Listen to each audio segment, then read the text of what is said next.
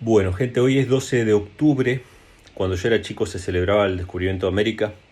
Ahora se celebra, primero era el Día de la Raza, ahora es el Día de la Hispanidad o el Día de los Indios. Bueno, no estoy muy al tanto de cómo van cambiando los nombres, ¿no? Creo que tenemos que empezar a mirar la historia con una perspectiva bíblica.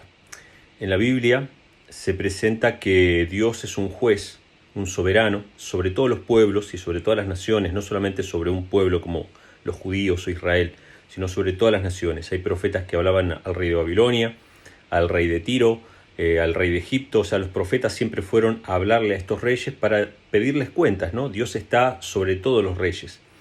Y en la Biblia se presenta que Dios tolera la maldad de un pueblo hasta que esa maldad llega a un tope, llega a una medida que Dios dice: no, yo no voy a tolerar más la maldad, la crueldad, la opresión de un pueblo. Entonces Dios lo que hace es entregar a ese pueblo en manos de sus enemigos. Es decir, el castigo de la maldad de parte de Dios es simplemente dejar de proteger a ese pueblo, dejar de darle los dones de la tierra y todas las cosas que Dios le da liberalmente a toda la raza humana, y entregarlos en manos de sus enemigos. Y no es que los enemigos sean buena gente. Los babilonios que se llevaron cautivo a los judíos o los asirios que se llevaron cautivo a los israelitas no eran buena gente. Simplemente que los pecados de Israel hacían que Dios los entregara en manos de sus enemigos. Lo mismo pasó con Babilonia, lo mismo pasó con Tiro y Sidón. O sea, en la Biblia se registran todas estas conquistas que eran fruto del pecado, fruto de la degradación moral, fruto de la opresión, de la miseria que sembraban estos gobernantes déspotas a sus súbditos. En otras palabras, Dios les pedía cuenta a estos reinos, y si no estaban a la altura de las circunstancias, Dios dejaba de protegerlos y los entregaba en manos de sus enemigos. ¿Qué pasó en América?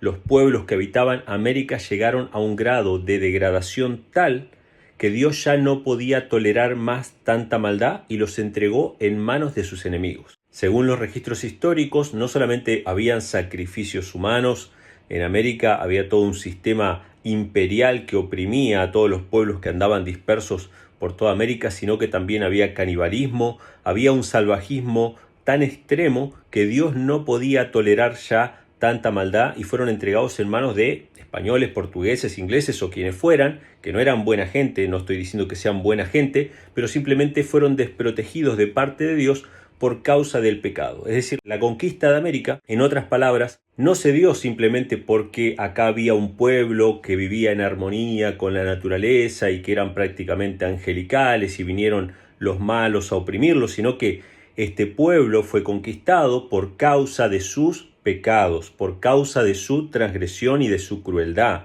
Dios los entregó en manos de sus enemigos. Y yo sé que hay mucha gente que hoy en día anhela o añora vivir como antes de la conquista. Yo les diría que revisen la historia, porque realmente nadie querría vivir, ni siquiera los propios indios querían vivir como era en la época anterior a la conquista, ya que vivían con constante temor de ser sacrificados, de ser esclavizados, de ser vendidos. Bueno, miren la película Apocalipto, que muestra de alguna manera, quizá con un poco de crueldad o de frialdad, pero muestra cómo era la vida antes de la conquista de América. Yo creo que el pecado y la maldad es reprobable tanto en Europa como en América. Los cristianos y protestantes que eran muertos en la hoguera no querían ser sacrificados, ellos querían vivir.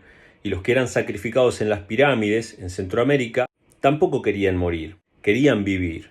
Eran gente oprimida, y fueron justamente estos pecados los que desencadenaron en la conquista de América. Así que nada, este es mi punto de vista. Creo que hay que ver con el lente de la Biblia la historia para poder entender mejor qué fue lo que sucedió. Feliz 12 de octubre para todos.